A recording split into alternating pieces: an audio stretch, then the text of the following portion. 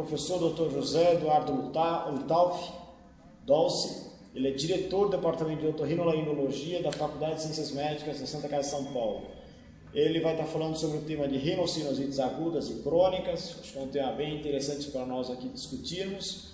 Ao longo da sua apresentação, qualquer pessoa participante do EducaSUS, a nossa forma de trocar experiência aqui, ela é aberta, ela é informal, então levantando a mão nós vamos estar parando para estar discutindo os temas com cada participante. Então, professor Dolce, por favor. Bom, boa noite, colegas, boa noite, amigos. É uma alegria estar aqui com vocês e a ideia é falar um pouquinho primeiro sobre a parte, vamos dizer assim, teórica dessa doença ou dessa afecção que é a rinossinusites agudas e crônicas, e depois a gente trocar um pouco de informações e experiências com vocês. Então eu vou começar falando um pouquinho sobre a parte teórica, e vocês, por favor, têm toda a liberdade aí para me interromper a hora que quiser, achar alguma coisa que vocês não concordam. Eu estou aqui para a gente realmente trocar experiência. Então, do ponto de vista epidemiológico, a sinusite aguda, se vocês observarem, nós estamos falando aí de 20 milhões de casos por ano nos Estados Unidos. O custo estimado dessa doença nos Estados Unidos é algo em torno de 2,5 a 3 bilhões de dólares por ano, só com sinusite aguda. Para ver que o impacto dessa doença, em termos de um Ministério da Saúde aqui no Brasil, também é bastante grande. Outro dado epidemiológico, de 0,5% a 2% das infecções de vias aéreas superiores evoluem para sinusite aguda. Se nós considerarmos que, segundo a Organização Mundial de Saúde, cada criança tem de 6 a 7 IVAs por ano na faixa etária até 7, 8 anos de idade, imagina quantas sinusites realmente nós temos. Claro que muitas delas são sinusites virais e que passam até desapercebidas. E sinusite crônica, nos Estados Unidos, nós estamos falando aí de 29 a 30 milhões de casos por ano nos Estados Unidos, estatística de 2005. Então, epidemiologicamente falando, é uma doença muito prevalente e com um impacto importante. Se nós considerarmos que o orçamento do Ministério da Saúde no Brasil é algo em torno de 50 bilhões de reais, nós estamos falando 2,5 bilhões de dólares, vai para mais de 5, 6 bilhões de reais só com uma doença. Então é uma coisa para a gente pensar bastante. Lembrando um pouquinho da anatomia, desculpem se vocês são aí otorrinos, mas só para a gente lembrar um pouco, nós temos aí 8 seios paranasais, sendo 4 de cada lado, né? O frontal, o etimoidal, o maxilar e o esfenoidal. São 4 pares. Destes, os mais simétricos são os seios maxilares, que estão presentes no nascimento, e os mais assimétricos são os seios frontais e os esfenoidais, que muitas vezes estão ausentes, os frontais principalmente, e bastante assimétricos de um lado para o outro. E lembrar que o desenvolvimento do seio frontal começa após o 8º ano de vida, então é comum a gente pegar uma criança de 6, 7 anos de idade que faz uma tomografia computadorizada de seios da face e encontrar escrito ali a genesia de seio frontal, o que não é uma realidade, não é que a genesia, que não nasceu ainda. Então aqui uma representação esquemática dos 8 seios, né? E nós temos no nariz 3 cornetos ou conchas ou turbinas de cada lado, inferior, médio e superior, e atrás de cada um nós temos o meato inferior, onde está a drenagem do ducto nasolacrimal. Atrás do corneto médio nós temos os seios anteriores, então maxilar, etimoidal anterior e frontal. E atrás do meato superior estão os seios posteriores, que é o esfenoidal e as células etimoidais posteriores. Isso, pode passar. Aqui mostrando esquematicamente, vocês podem ver então uma concha média ou corneto médio rechaçado. Aqui o infundíbulo, por onde tem toda essa drenagem que eu estou explicando para vocês. Próximo. A mesma coisa, uma vista um pouco mais próxima, né? Aqui só para lembrar, isso aqui chama-se processo uncinado, esse ossinho aqui, que é extremamente importante na anatomia dos seios paranasais. Nós temos alterações aqui, nós temos bloqueios nessa região. Esse aqui é o ósseo de drenagem do seio maxilar, aberto, mostrando como ele é. Próximo. E aqui, para lembrar então, assim, uma coisa muito comum no nosso dia a dia, quando a gente vê uma tomografia computadorizada, vem escrito complexo osteomeatal livre à direita ou complexo osteomeatal bloqueado à esquerda. O que é o complexo osteomeatal? É um conjunto de estruturas que envolve aqui então o corneto médio, o processo uncinado e algumas células do etimoide, aqui representada pela bula etimoidal e representada pelo Agernazi. Repetindo então, complexo osteomeatal, uma região que é composta pelo processo uncinado, pelo corneto médio e por células de etimoide, que este conjunto de estruturas forma o complexo osteomeatal. Por que ele é importante? Porque 95% das rinossinusites começam nesta região, por problemas nessa região. Aqui só mostrando um exemplo, um desvio de septo importante, que é esse aqui, impactando contra o corneto médio e bloqueando o complexo osteomeatal. Qual que é o epitélio que reveste o nariz e os seios paranasais? É o epitélio cilíndrico, pseudoestratificado, cilíndrico ciliado, com células caliciformes. Aqui representado então pelas células, aqui células caliciformes, aqui as células colunares, e aqui um exemplo de um corte, onde vocês veem membrana basal, e aqui as células colunares em vermelho e as células caliciformes em azul. E esta penugem que reveste é o epitélio ciliado, tem o cílio, e aqui a gente vê o cílio, né? E aqui um corte, microscopia eletrônica de varredura, mostrando todo o epitélio coberto por cílios. E uma única região que não está coberta por cílio, que é uma célula caliciforme, tá? E aqui o topo de uma célula caliciforme mostrando os seus cílios na parte central da célula e na parte mais periférica estas microcristas que vocês estão vendo aqui, que exemplificam então uma célula que representa o epitélio respiratório, que é uma célula colunar ciliada.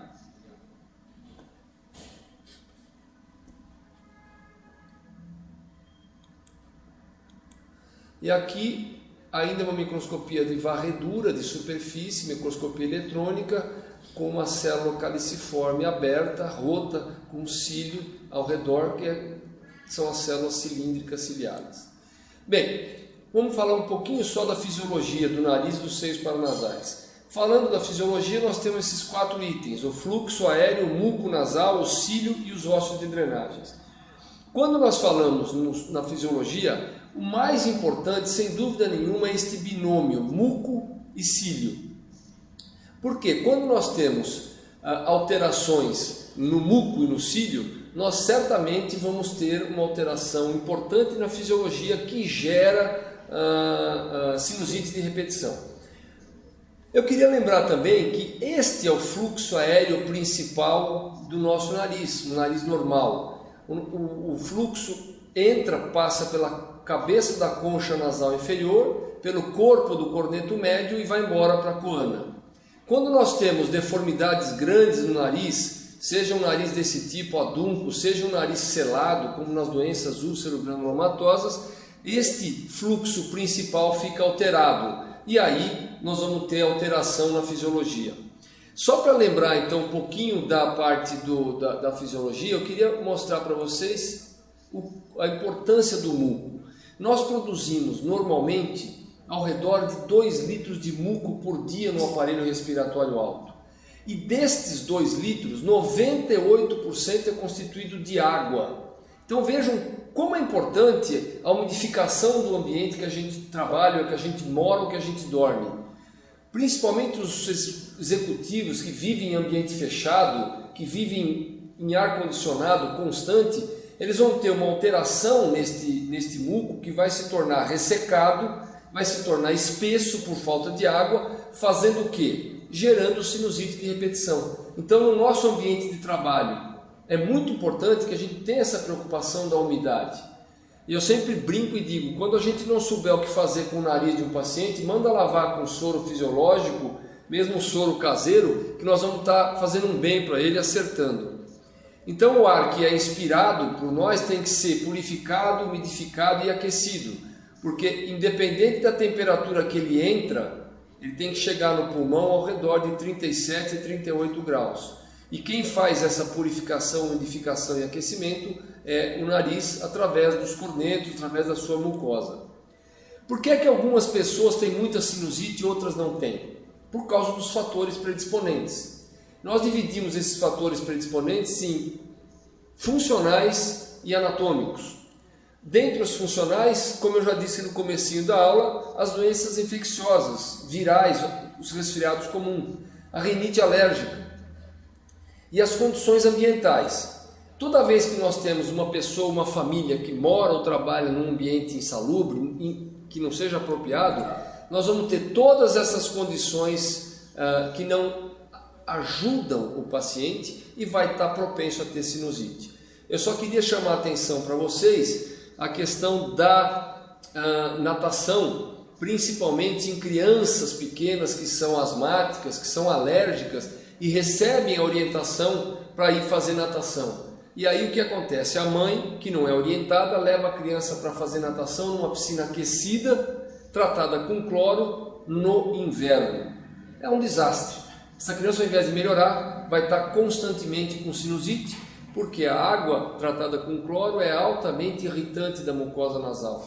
E a piscina aquecida é um meio de cultura, o crescimento de bactérias é muito maior. E aí se usa então mais cloro, mais irritação, piorando a situação dessa criança. Então, vamos lembrar desses cuidados. Eu não sou contra a natação, apenas a gente sugere, quer fazer natação? Faça no verão em piscina aberta, de preferência não tratada com cloro para os alérgicos. As infecções de vizinhança. Por que algumas crianças também têm muito mais infecções de seios paranasais do que as outras? Pode ser por vegetação adenoide grande, pode ser por problemas pode ser por problemas de infecções de adenoide de repetição, pode ser por problemas de desvio septal. Então nós temos que estar atento com esses dados que levam a dificuldade respiratória e fazem com que a criança ou mesmo o adulto tenha problemas de sinusite por afecções na vizinhança. E lembrar sempre das causas sistêmicas. Quando nós falamos de uma criança com fibrose cística, ou mucoviscidose, ou com doença do cílio, como acontece na síndrome de Cartagena, na síndrome de Jung, nós vamos ter crianças ou adultos ou adolescentes com infecções absolutamente constantes de seios paranasais e de pulmões. Então aí o problema não é o médico, não é o ambiente, o problema é o muco que é doente ou o cílio que não funciona. E fazer um lembrete de que as imunodeficiências, especificamente a imunodeficiência adquirida, a AIDS, vejam que dado estatístico importante, 30% dos pacientes que têm AIDS têm rinocinusite. E às vezes o primeiro diagnóstico da manifestação da AIDS é feita por um problema de sinusite que não cura, que não melhora, que não consegue resolver o problema. Passa para o outro. Muito bem. Então, quando nós estamos diante de uma sinusite, nós temos que fazer a classificação. E aí nós estaremos... É muito simples a classificação anatômica. Quando é de um lado só, rinocinusite unilateral. Quando é dos dois lados, bilateral. E quando todos os seios, pansinusite. Se você tem uma sinusite isolada no seio maxilar, rinocinusite maxilar direita ou esquerda e assim por diante. Quando nós falamos na classificação clínica, é um pouquinho mais controvertido. A classificação vigente, pelo menos até o meio do ano passado, era essa: rinocinusite aguda, que tinha duração até 4 semanas, subaguda de 4 a 12 semanas e acima de 12 semanas, sinusite crônica. A partir do meio do ano passado, os consensos de rinocinusite brasileiro, latino-americano, europeu, americano, aboliram essa classificação subaguda Então hoje o que tem? Sinusite aguda até 4 semanas, acima disso é chamada de sinusite crônica. Apesar de a gente ter participado desse consenso, eu realmente não concordo muito com isso, porque quando você fala uma sinusite crônica, até para o paciente a denominação crônica já é meio complicado. E eu acho que até 12 semanas você ainda tem condições de estar revertendo essa mucosa de uma maneira mais simples do que uma sinusite após os 3 meses de idade. De qualquer maneira, isso é os guidelines hoje têm falado sobre isso, tirando então a classificação subaguda. E a classificação microbiológica são os 3 agentes, viral, bacteriana e fúngica. A gente só quer lembrar aqui que a incidência da sinusite fúngica tem aumentado bastante no mundo atual, certamente por conta de ar-condicionado, por conta de carpete, por conta de alimentação com muitos corantes, muitos enlatados que favorecem a contaminação pelo agente fúngico. Agora vamos falar rapidamente sobre o quadro clínico. Nós dividimos em fatores maiores e menores. Para fechar o diagnóstico clínico, basta que você tenha 2 fatores maiores, está fechado. Ou um maior e 2 menores. Então, quando nós falamos em dor crâniofacial opressiva, é o paciente que chega no nosso consultório segurando a cabeça, porque a dor é muito intensa. E se ele faz movimentos bruscos de abaixar e levantar para pegar alguma coisa no chão, por exemplo, ele conta isso. Doutor, quando eu abaixo a cabeça, a dor é muito intensa. Essa é a dor crâniofacial opressiva. Diferente de uma enxaqueca, diferente daquela dor que o paciente toma um analgésico que melhora. E na grande maioria das vezes, esta dor crâniofacial, ela é acompanhada de obstrução nasal, que também é acompanhada de secreção, rinorreia mucopurulenta. Então, normalmente, quando você tem esta tríade, você fecha o diagnóstico. E na maioria das vezes, quando a obstrução nasal é bilateral, nós temos junto uma alteração de olfato, ou hiposmia, que é a diminuição, ou a anosmia, que é a ausência do olfato. Nem sempre é tão simples assim. Algumas vezes nós temos um dos sintomas, por exemplo, um nariz congestionado, ou temos uma secreção, e aí nós vamos para os fatores menores. Vamos perguntar se o paciente tem mau hálito, se tem dor de dente, se tem muita tosse, especialmente em crianças, tosse persistente por muito tempo. Em crianças pequenas, especialmente durante a noite, é altamente sugestivo de uma sinusite por causa da drenagem retronasal, por causa daquela secreção que fica gotejando lá por trás. Já a febre não é um dado relevante. Quando aparece, é uma febre baixa, 37,5, 38, 38 e um pouquinho.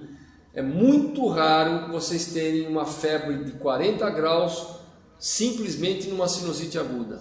Então, nós vamos falar um pouquinho isso no fim, mas toda vez que você tiver uma criança que vem com uma febre de 40 graus e você suspeita de uma sinusite, suspeite já de uma complicação de uma sinusite, porque a febre alta não é comum nas sinusites agudas.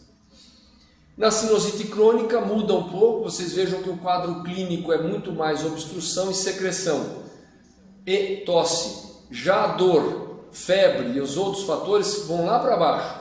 Veja que nós temos 1/3 dos pacientes com febre, metade deles nem tem dor de cabeça, que aliás não é obrigatório ter dor de cabeça. Basta que a gente tenha uma drenagem boa dos seios para dentro do nariz, que a dor não é um fato extremamente importante. Então, só para recapitular, na sinusite crônica, o mais importante é a obstrução nasal, secreção, tanto anterior pela frente do nariz como por trás, e a tosse crônica. Feito este lembrete sobre o quadro clínico, nós vamos fazer o diagnóstico. O diagnóstico é importantíssimo na anamnese. A história clínica, paciente que chega para a gente e fala: doutor, há um mês eu tive um resfriado, tomei Naldecon, tomei Tilenol, pinguei um rinossoro no nariz e melhorei. Só que de uma semana para cá, voltou a entupir o nariz de um lado só, com catarro amarelo, e agora estou com bastante dor. Esta é uma história extremamente típica, tanto para criança quanto para adulto. Então não vamos esquecer que a IVAS, que teve há um mês atrás, e que agora veio com uma secreção purulenta, com obstrução nasal, é altamente suspeito de uma sinusite. Agora, o exame otorrinolaringológico clássico nos dá a pista, porém nem sempre este exame nos dá o diagnóstico. Quando a gente não consegue fechar o diagnóstico, nós partimos para a endoscopia nasosinusal, que é a nasofibrolaringoscopia, e para os diagnósticos por imagem. Vamos mostrar rapidamente para vocês. Esta é uma imagem de uma região do complexo osteomeatal. Portanto, vocês veem aqui a drenagem do seio, aqui é o processo uncinado, aqui é o corneto médio, é T de turbina. Então está livre, está normal. Esta é uma imagem normal através do endoscópio. E aqui, bom, aqui já não é normal. Vocês estão vendo uma concha gorda, que é concha bolhosa, e ela fecha o meato médio, que vocês conseguiam ver aqui, bem aberto, bem livre. Já nesta situação, o meato está fechado, portanto a drenagem está ruim e nós temos grande probabilidade de ter uma sinusite nesse caso. Não estou conseguindo passar aqui. Tá aqui. Esta é uma outra situação que vocês observam aqui o septo, corneto médio e o meato médio fechado por pólipos. Então é um paciente que certamente vai ter sinusite de repetição, vai ter uma sinusite crônica. Aqui também o corneto médio e olha o meato médio todo preenchido por massa polipoide. Também é um paciente que vai ter com certeza sinusite crônica, sinusite de repetição. E aqui uma secreção purulenta, viscosa, vindo do meato médio, que aqui é a cauda do corneto médio, aqui já é a coana, a garganta, e aqui é o septo. Vocês estão vendo uma secreção descendo, o que me dá então a confirmação de que esse paciente tem uma sinusite bacteriana. Se ela é aguda ou crônica, é a história que vai me dizer, ok? Quando nada disso dá certo, o que eu faço? Vou partir para a imagem. A radiografia simples, que é feita nos pronto-socorros, onde a gente pede uma radiografia em duas posições, fronto-nasoplaca, que é para ver o frontal e o etimoidal, ou mento-nasoplaca, que é para ver o maxilar. Só que esta radiografia simples me dá uma chance de acerto muito baixa, 1/3 das vezes. Então eu tenho que partir para a tomografia, que me dá 90% de chance de acertar. E se eu fizer a associação da endoscopia que eu acabei de mostrar com a tomografia, a minha chance de acertar é de 100%. Puxa vida, Dolce, então não compensa fazer um raio-x, não serve para nada. Não, serve sim. A tomografia computadorizada é usada para situações em que o paciente já tem antecedentes. O paciente já teve muita sinusite e você quer descobrir um pouquinho mais da parte anatômica. Já o raio-x simples é um screening extremamente importante. Quantas cidades desse Brasil que não tem tomógrafo? Vamos falar do interior do Pará, do Amazonas, do Mato Grosso. Quantas cidades que não tem tomógrafo? Então a radiografia simples é um screening extremamente importante e que não deve ser abandonado de forma nenhuma. O que a gente pede é que seja bem orientado o técnico para fazer uma radiografia que sirva, porque senão não adianta nada. Então aqui é o exemplo de uma radiografia simples na posição de mento-naso, onde a gente vê um seio maxilar normal, aerado, e um seio maxilar totalmente velado, com uma área mais densa aqui. Isto aqui é a história desse paciente. Era um paciente que teve um problema no canal dentário, foi no dentista, ele abriu o canal, tirou a dor, sarou, só que 3 semanas depois o paciente foi ao meu consultório dizendo: doutor, eu vim aqui porque a minha mulher disse que eu estou apodrecendo, tamanho mau cheiro que eu tenho no nariz. O que sai do meu nariz tem um cheiro horroroso. E aí o que aconteceu? O colega, o dentista, ao fazer o tratamento do canal, trepanou, rompeu o assoalho do seio maxilar e jogou toda aquela substância que ele usa para fechar o canal dentro do seio, provocando então uma sinusite odontogênica. Esta é uma das poucas situações em que a sinusite começou não no complexo osteomeatal, mas sim de origem odontogênica.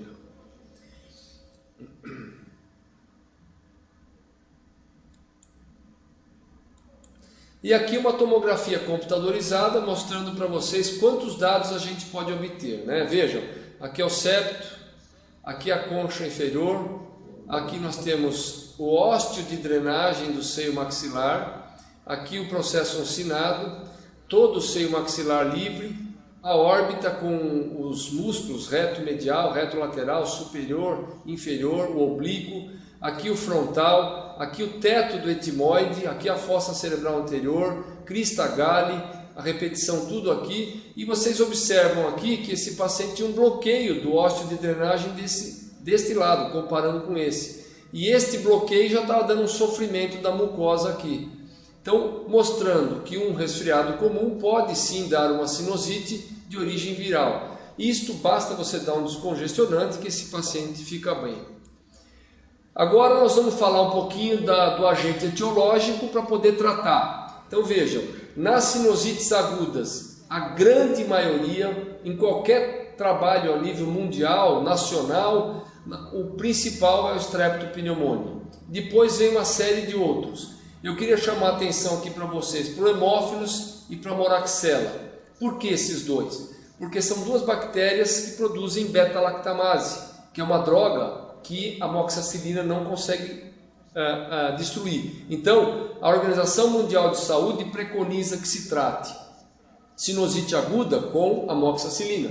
Então, se vocês estiverem tratando o paciente com amoxicilina, lá pelo quarto ou quinto dia, ele não está melhorando, está piorando, lembre-se que pode ser ou Haemophilus ou Moraxella. Em crianças é mais prevalente Moraxella, em adultos é mais prevalente o Haemophilus, isso falando do segundo lugar.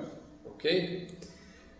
Na sinusite crônica, o agente etiológico são os estáfilos. Vejam que os dois juntos correspondem a 70% dos nossos agentes, e o nosso Streptopneumoniae, que é prevalente na aguda, passa a ter 4% só na sinusite crônica. Portanto, não adianta dar a amoxicilina numa sinusite crônica, que não vai resolver. Como é que a gente trata uma sinusite aguda? Como eu falei no comecinho da nossa conversa, o ambiente úmido. Você não sabe o que fazer, não tem como tratar, manda lavar o nariz com soro fisiológico, já está ajudando muito. Antibiótico, a droga de escolha, amoxicilina, por quantos dias? 10 dias é a droga, é o certo. E os mucolíticos, usamos ou não usamos? Os acetilcisteínas da vida, todos esses que existem no mercado. Ajuda. A verdade é uma só, turma. O melhor mucolítico que existe é o soro, é a lavagem com água e sal. Portanto, se vocês quiserem ajudar a melhorar a drenagem, manda lavar o nariz, fazer uma nebulização com soro. O mucolítico não faz mal, mas não existe comprovação científica de que o mucolítico melhora o clearance nasal. É contraindicado o uso de antihistamínico. Por quê? Porque o antihistamínico diminui a produção de secreções, de muco. Então aquele muco que já está espesso por causa da infecção vai ficar mais espesso ainda. Então não dê antihistamínico na fase aguda. Mas se o meu paciente for alérgico, não faz mal. Trata primeiro a fase aguda e depois tratamos com o quadro de alergia. E o uso de descongestionante tópico só deve ser usado em situações extremas em que você precisa ajudar o paciente por 1 ou 2 dias. Mas também não é indicado o uso de descongestionante tópico. Aqui os antibióticos de escolha, em primeiro lugar a amoxicilina. Quando você suspeita de que esse paciente pode eventualmente ter uma infecção por Haemophilus ou Moraxella, é conveniente que se associe a amoxicilina com clavulanato ou use uma amoxicilina de segunda geração. Aqui eu prefiro realmente o acetilcefuroxima, que é uma droga excelente para tratamento de sinusite. Mais recentemente nós temos os macrolídeos, a azitromicina e a claritromicina. Lembrando que 3 dias de azitromicina não cura sinusite, turma. Não adianta a conversa do laboratório ou do propagandista. Se for tratar, trate no mínimo com 7 dias. O mesmo se repete para a claritromicina. E as quinolonas, aqui representada pela ciprofloxacina, mas nós temos a levofloxacina, a gatifloxacina, etc. A recomendação é que se deixe as quinolonas para sinusites de repetição, sinusites que já foram tratadas e que não melhoraram com os outros antibióticos. Evite tratar como primeira escolha com as quinolonas para evitar então a resistência, que no nosso país ainda é muito baixa. E a sinusite crônica? chamar atenção para o uso dos corticoides tópicos. Lembrem-se daqueles casos de polipose que eu mostrei, que muitas vezes o paciente não pode ser operado por questões de saúde, e aí nós temos que usar os corticoides tópicos, que são usados por longo período. E a droga de escolha, o antibiótico, qual é? Clindamicina, por 3 semanas, turma, no mínimo 20 dias. Se você estiver numa situação que não dá para usar clindamicina, a associação de um beta-lactâmico com metronidazol também ajuda, mas sempre lembrar que o tratamento deve ser por 21 dias, ok? Quando nada disso deu certo, nós vamos partir para o tratamento cirúrgico, e aí sim nós vamos ter que lembrar disso que eu estou colocando aqui para vocês. Temos que resolver a obstrução no ósteo de drenagem, no complexo osteomeatal. Para isso nós podemos usar a cirurgia macroscópica, que é a que foi usada durante muitos anos, mas atualmente mais de 80% das cirurgias de sinusite são por via endoscópica. Na década de 80 se usou muito a cirurgia de nariz com microscópio. Hoje isso praticamente está abandonado. Ou é endoscópica ou é a cirurgia convencional. Antes de operar uma criança, principalmente, que precisa resolver o problema da sinusite dela, examine bem essa criança. Veja se ela não tem uma adenoide gigante como essa daqui, ó, que a passagem do ar é mínima. Veja se ela não tem uma amígdala desse tamanho, em que a passagem é mínima. Se você tem uma situação dessa, opere primeiro a adenoide, opere a amígdala, aí você vai ver que resolve o problema da sinusite. Que essa criança tinha sinusite por falta de respiração. Quando nós vamos operar uma cirurgia endoscópica, o que nós queremos? Isso aqui, ó, está tudo bloqueado, nós queremos fazer esta drenagem. Então, por isso que chama cirurgia funcional dos seios paranasais. Ela é simplesmente para facilitar a drenagem. Agora, para a gente terminar, vamos falar rapidamente sobre as complicações das rinossinusites. Nós temos 2 grandes grupos de complicações. As chamadas orbitárias e as chamadas, que são as extracranianas e as intracranianas. Das complicações extracranianas, a mais comum é a orbitária, que a gente vai mostrar. E das intracranianas, a mais comum é a meningite. Existe um autor americano chamado Chandler que fez essa classificação de complicação orbitária. Começa com edema orbitário, celulite, abscesso, superostal, orbitário e trombose. Quando nós fazemos o diagnóstico até o nível 2, a restitutio ad íntegro. O paciente fica bem sem precisar de cirurgia, sem nada. Quando nós demoramos para fazer o diagnóstico e essa criança ou esse adulto chega até aqui, a morbidade e a mortalidade são muito altas. Por isso a nossa responsabilidade em fazer um diagnóstico bem precoce, bem rápido. Uma outra classificação, a classificação de Baltimore, de complicação orbitária, que dá em pré-septal, pós-septal e pós-septal intraconal. Na verdade isso tem pouca importância para a gente do ponto de vista geral, mas só para mostrar que existe uma outra classificação. Mas agora olha isso aqui, turma. Esta criancinha que teve um resfriado há 1 mês e que de uma semana para cá começou com obstrução nasal de um lado, voltou a ter febre e de ontem para hoje, essa é a história da mãe, está com 40 graus de temperatura e aparece com o olhinho assim. Isto é típico de uma complicação orbitária de sinusite. Então nós temos obrigação de fazer um diagnóstico rápido, encaminhar para o especialista para que possa ser tratada essa criança. Aqui um outro exemplo, uma criança com ptose palpebral e com edema como complicação de sinusite. Aqui já é uma outra situação em que evoluiu, já não está mais naquele quadro inicial, fase 1 e fase 2.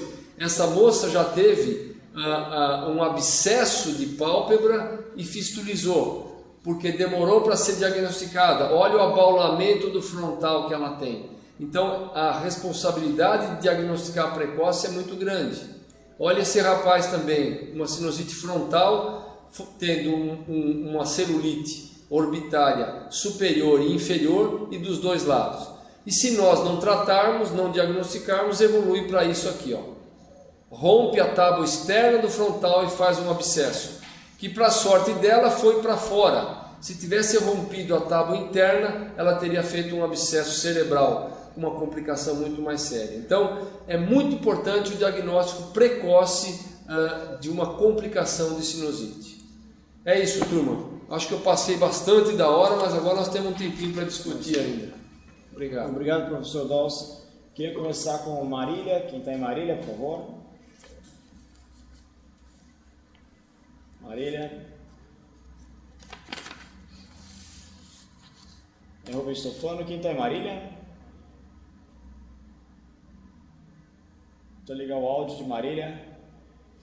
Marília, nós não estamos ouvindo o áudio, acho que o microfone aí está desligado. Eu vou passar um pouquinho para Lorena, com o José Valdir. Opa, Marília está falando agora? Tá acho que estabeleceu. Ótimo, Rubens, tudo bem? Perfeito, é um prazer novamente estar com os colegas e hoje nós temos aqui a doutora Vera, que é otorrinolaringologista aqui do Corpo Clínico do Hospital e que vai participar ativamente com relação à especialidade. Eu já vou passar para ela, para que ela possa conversar com o nosso colega Dulce. Boa noite, obrigada pelo convite. Adorei a palestra do Dulce, mais uma vez brilhante, como sempre. Obrigado, e Vera. realmente aqui em Marília, nós vivemos assim numa cidade que um dos nossos fatores causais mais comumente encontrados nas rinossinusites são os fatores alérgicos, né? Talvez assim porque nós moramos num espigão e aqui venta muito e esse é um fator muito importante para causar esses quadros de rinocinusais. O tratamento sempre a gente preconiza esse mesmo esquema que o Dulce falou. É muito comum na criançada, sempre procurando saber os fatores causais. Realmente essa linha de tratamento mesmo, tá? Mais alguma coisa? Vera, legal te ver aí. É bom a gente estar encontrando com vocês. Essa é uma maneira fácil da gente estar se encontrando, né? E eu espero que a gente possa, com essa nossa conversa aí, estar, vamos dizer assim, trocando informações e colaborando em alguma coisa. Evidentemente que a sua experiência é grande sobre o assunto também, mas eu gostaria até de estar perguntando aí para você se aí em Marília vocês têm muito problema de rinocinusite associada com polipose em criança, por conta desse problema ambiental. É comum, sim. Usualmente a gente vê polipose em criança. Claro que a incidência maior é nos adultos. Ocasionalmente você pega uma criança por volta da adolescência já com polipose nasal. E principalmente com uma grande hipertrofia de corneto, é um fator assim muito comum nessa faixa etária. Mas é mais comum na pediatria os fatores virais, sem polipose e os processos alérgicos. Já a polipose fica mais para adolescente, para adulto, Dulce. Legal, obrigado. A pergunta que eu queria fazer, a primeira linha de frente de um pronto-socorro, normalmente você tem o clínico e o pediatra. E como que é a capacitação dessas equipes para identificar a sinusite, ou qual seria uma rotina sugerida por vocês do otorrino, o clínico e o pediatra, fazer uma boa triagem e encaminhar o paciente para o otorrino? É extremamente interessante a sua pergunta.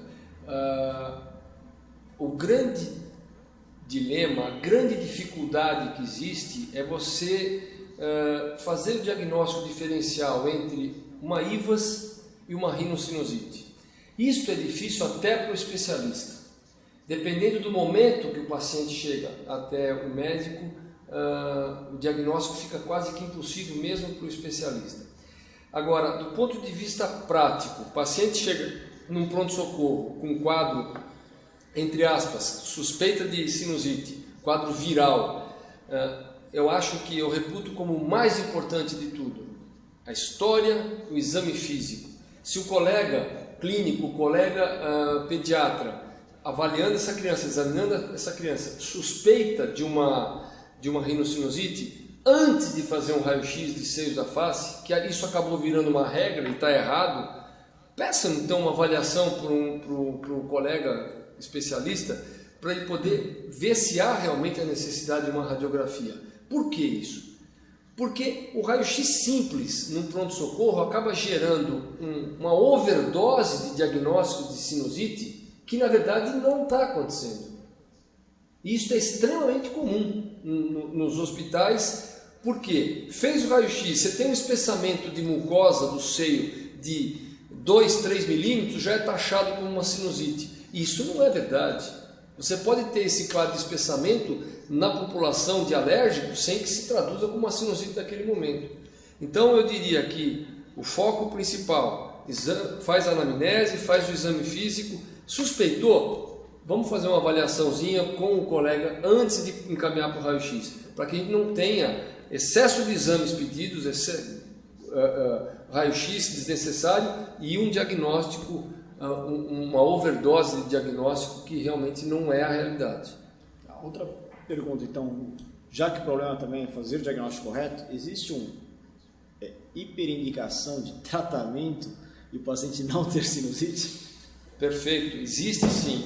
Os trabalhos estatísticos, se a gente voltar na minha apresentação, quando eu mostrei lá, não precisa, mas se você conseguir colocar aí, quando eu coloquei a classificação clínica das rinossinusites agudas, quando fala lá em sinusite aguda, subaguda, existe um pequeno tópicozinho lá que diz que ao redor de 23% dos pacientes são tratados indevidamente. Isso significa que nós, em cada 4 pacientes que nós tratamos, um não precisava de tratamento. Não tinha a necessidade, não era uma sinusite. Por que acontece isso? Exatamente por uma dificuldade de você fechar um diagnóstico numa fase inicial entre uma IVAS e uma sinusite. Então, acontece. Para a Lorena, doutor José Valdir, o senhor que é pediatra, como é que... Boa noite, Sandro. Boa noite. Eu vou apresentar o doutor José Evandro Otorrino, que quer fazer uma pergunta ao professor. Dulce. Ô, meu amigo, como vai? Você está bem? Nós estivemos aí junto na prova do título domingo. Você está bom? É um prazer falar com você, viu? Estou aqui em Lorena, eu moro aqui, tá? E, Dulce, a minha pergunta para você é o seguinte: a mesma dificuldade sobre os dados epidemiológicos das rinossinusites, você tem alguma informação, dados brasileiros em vez de comparar com os dados americanos? Porque eu tive esse problema no colestatoma e eu estou brigando com meus residentes para fazer um levantamento da epidemiologia do colestatoma no Brasil. Eu quero saber se você tem esses mesmos dados da rinocinusite aqui no Brasil. Não temos. E não é que não temos porque eu não fui atrás, não. É porque não tem esse dado estatístico para a gente estar te apresentando. Se você observar naquela apresentaçãozinha, tem dados ali de 2005, 2004, americano até de 2006. Mas aqui no Brasil nós não temos. E eu uma vez participei de uma tese na Escola Paulista de Medicina, que era a prevalência da rinocinusite nos pacientes com doenças pulmonares. E o colega que fez a tese ficou feito louco atrás de um dado estatístico e realmente nós não temos. Ok. Obrigado. Um abraço, viu? Vamos para Votuporanga. Tudo bem? Votuporanga, quem fala? João Paulo, quem está com você aí? Vamos lá. Ô Ricardo, Sadal, eu estou aqui com a turma da Otorrino aqui, o doutor Everton, o doutor Ricardo, eles são otorrinos aqui da cidade, mas eu gostei muito da sua pergunta do pronto-socorro, Sadal, porque isso acontece com frequência aqui na nossa unidade de emergência, da pessoa ficar tentada a pedir um raio-x de seios da face.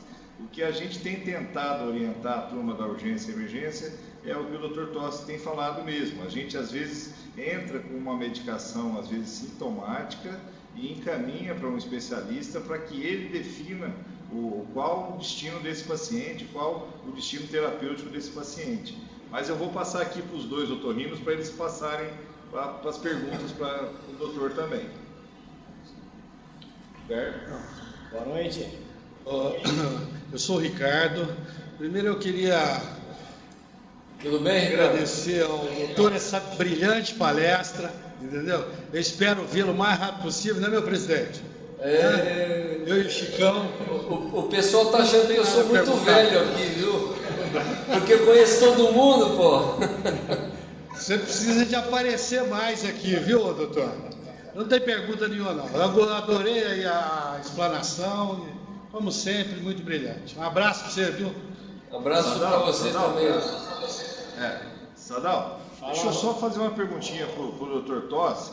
O que poderia, qual seria a melhor orientação? Porque assim, aqui no pronto-socorro, nós só temos no primeiro atendimento clínicos. E o nosso maior dilema é quando aparecem crianças com essas IVAs para fazer esse diagnóstico diferencial entre IVAs e as sinusopatias. Qual seria, assim, o encaminhamento mais efetivo? Encaminhar essa criança para o pediatra de origem ou para o otorrino? O que o senhor sugere? Deixa eu falar uma coisa que eu acho extremamente importante do ponto de vista prático.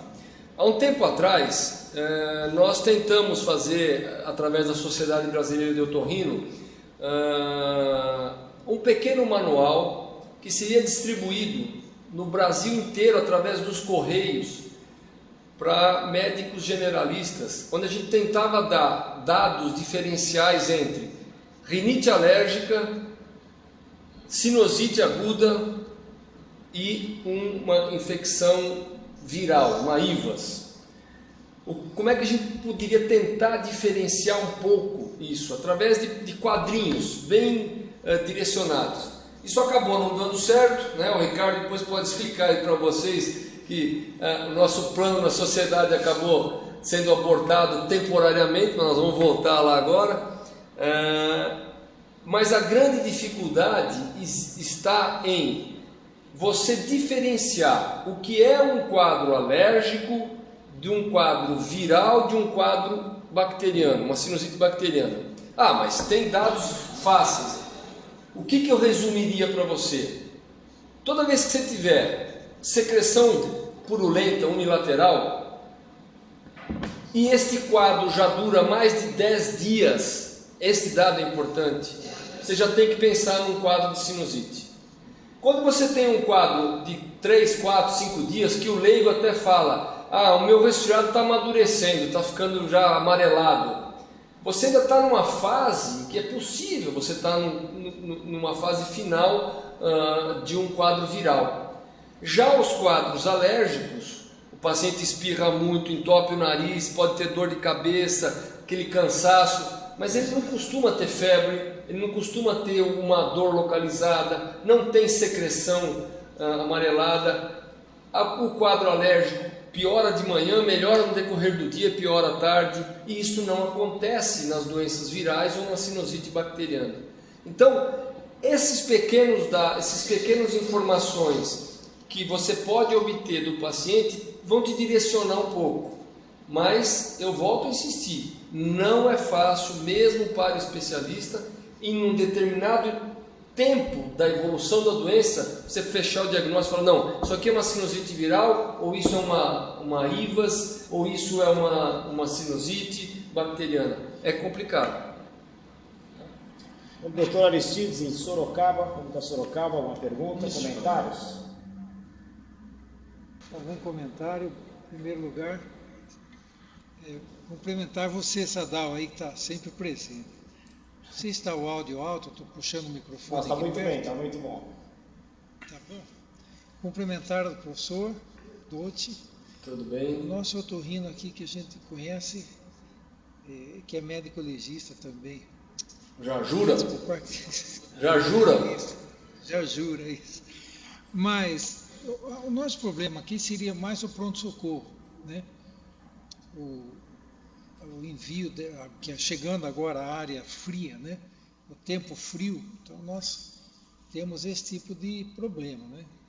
Claro que nós vamos ter amidalites, rinofaringites, vamos ter rinossinusites, sinusites, e eu gostei do senhor ter explicado que, quem sabe, uma primeira escolha fosse a amoxicilina. Caso haja uma duração um pouco maior, então, nós teríamos que pensar no outro antibiótico. Temos também utilizado o raio-x, digamos assim, 50% dos casos, e utilizado também algum exame de laboratório como o hemograma.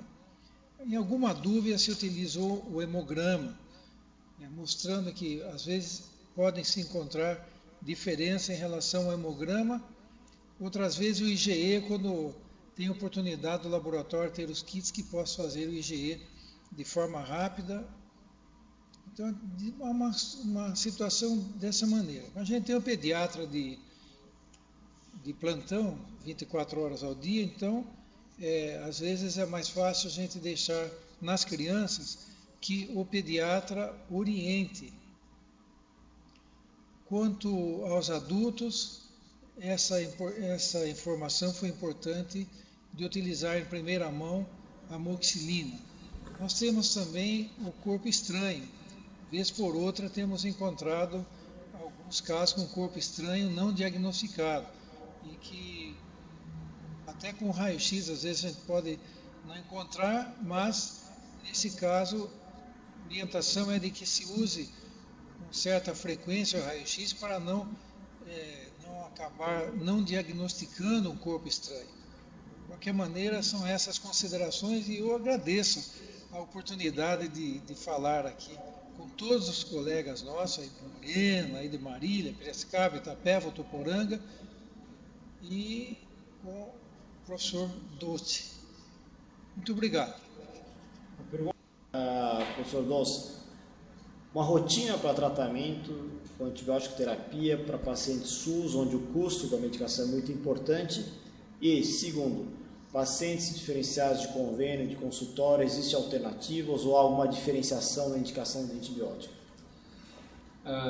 Sem dúvida, a droga de escolha é a amoxicilina e isso é o que é recomendado pela Organização Mundial de Saúde.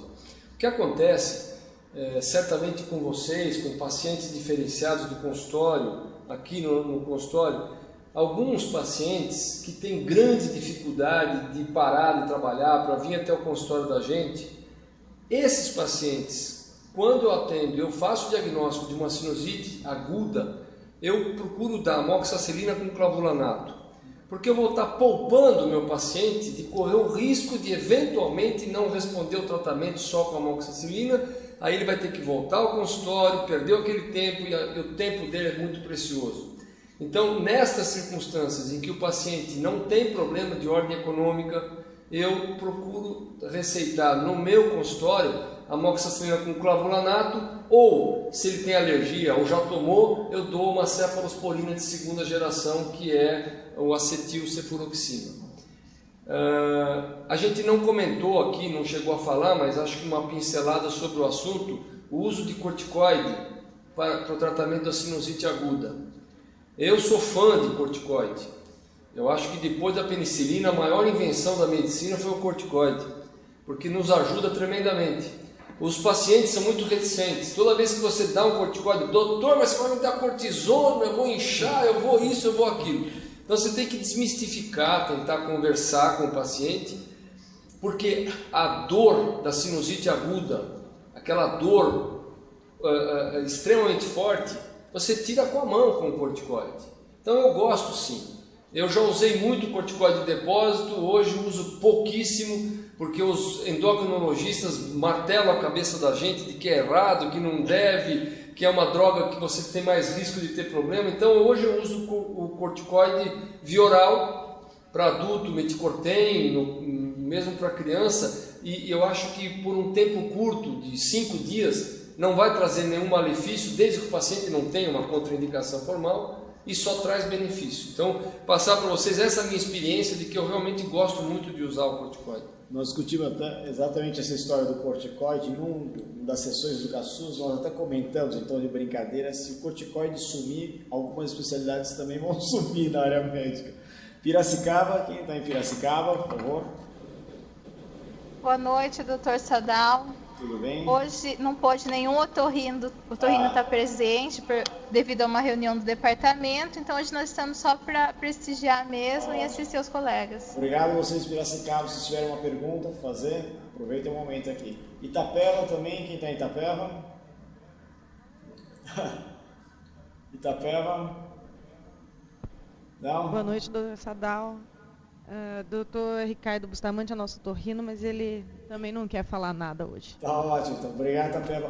Última rodada, Votuporanga, Marília, Piracicaba, Sorocaba, Lorena, Itapeva. Alguma pergunta, algum questionamento sobre a sessão? Eu queria também perguntar para você se você usa o corticoide tópico também na fase aguda. Ótima pergunta. O uso do corticoide tópico nas sinusites agudas é uma coisa muito recente, né? Até o ano passado, no Congresso da Academia Americana, lá em Chicago, estava muito na moda. Várias aulas foram feitas mostrando que o corticoide tópico também tem uma atuação importante na sinusite aguda. Eu não tenho por hábito usar o corticoide tópico na sinusite aguda, então não posso falar para você se eu acho que é ótimo, se é bom, se não é. Mas a literatura já fala que isto é benéfico e que vale a pena ser usado, especialmente para aqueles pacientes em que você, por motivos A, B ou C, não pode usar o corticoide via oral. Tem sido sim utilizado, viu, Vera? Não é a minha experiência pessoal, mas por opção minha, mas a literatura já fala sobre isso. Bom, muita pergunta aqui, orientações quanto à prevenção e orientações finais que você pode dar para todo mundo aqui em relação a essa doença. Bom, eu diria que assim, como prevenção, a palavra-chave é higiene ambiental. Eu acho que a sinusite só acontece quando você tem fatores predisponentes, quando você tem locais de moradia, locais de trabalho que não são adequados e acaba gerando fatores que favorecem o aparecimento da sinusite. Então, vamos fazer uma anamnese bem feita, vamos investigar o ambiente onde essa criança vive, onde esse adulto trabalha, para que a gente possa evitar sinusite de repetição.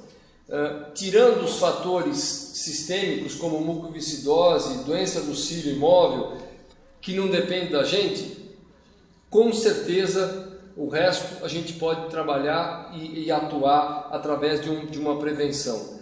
A imunoterapia para os alérgicos é importante? Acho extremamente importante, desde que associada com os cuidados ambientais, como eu acabei de falar.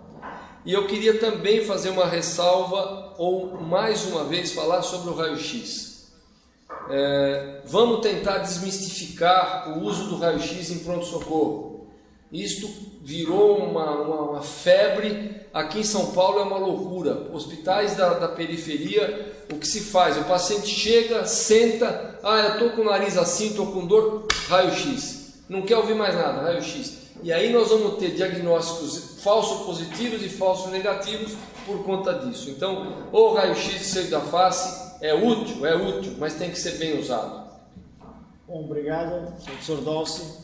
Lembrando novamente vocês, agradecemos pela presença de todos no EducaSUS. Amanhã o tema vai ser sobre obesidade mórbida e suas repercussões na área cardíaca, na área ortopédica, na área profissional. Então o tema vai ser obesidade mórbida e o que o médico pode fazer combatendo essa doença. Obrigado, Votuporanga, Marília, Piracicaba, Itapeva, Sorocaba, Lorena. Obrigado, professor Dolce. Obrigado.